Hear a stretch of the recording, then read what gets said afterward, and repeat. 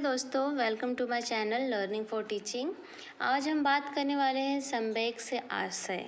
संवेग का अर्थ क्या होता है, संवेग का मतलब क्या होता है, आज की वीडियो में हम ये समझेंगे। एवं संवेग के प्रकार कितने होते हैं, आज आपको बहुत अच्छा लगने वाला है। आज हम संवेग के बारे में पढ़ने वाले हैं।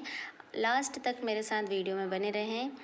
स्टार्ट करते हैं। संवेग शब्द क्या होता है। संवेग शब्द जो होता है उसके अंग्रेजी भाषा में इमोशनल कहा जाता है। इमोशनल शब्द से ये संवेग शब्द बना हुआ है, इसका ये दूसरा रूप है।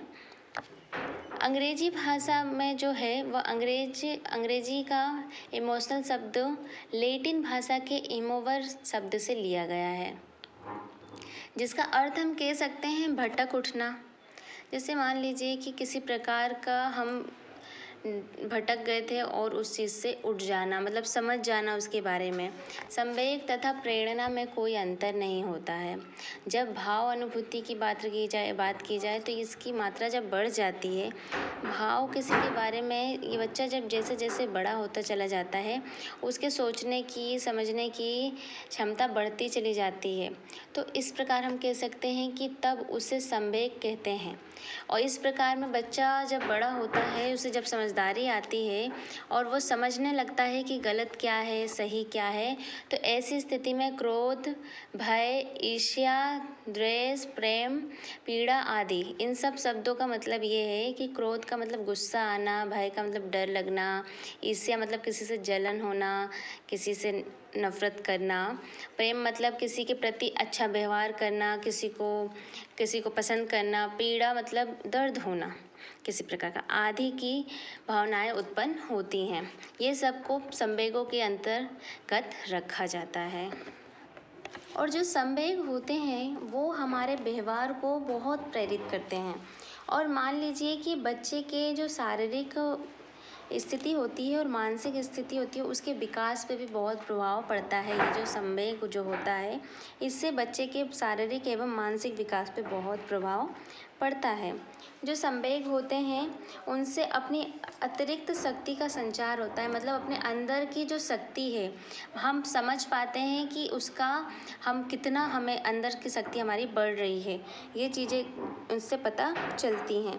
तथा व्यक्ति ऐसा कार्य करके दिखा देता है कभी कभी जिसका होना इम्पॉसिबल होता है। जैसे एक एग्जाम्पल फॉर ले लीजिए कि किसी डर के मारे, किसी भय के मारे बच्चा ऐसी स्थिति में क्या करता है कि बहुत बड़ा एक गड्ढा है, ऊंची नीची रास्ता है, उसको दौड़कर और उसको छलांग लगाकर, एक गड्ढा है उसको छलांग लगाकर ऐसी स्थिति में भाग जाता है। तो एक डर अंदर जब पैदा हो गया किसी चीज़ का, तो उसे ये नज़र नहीं आता है कि मुझे चोट लगेगी, कि मेरे साथ गिरूंगा तो क्या होगा, लेकिन वो उस समय डर से बचने के लिए क्या करता है, ऐसा कार्य कर जाता है जिसकी उम्मीद होती ही नहीं है। अब हम बात करते हैं संवेगों के प्रकार के बारे में।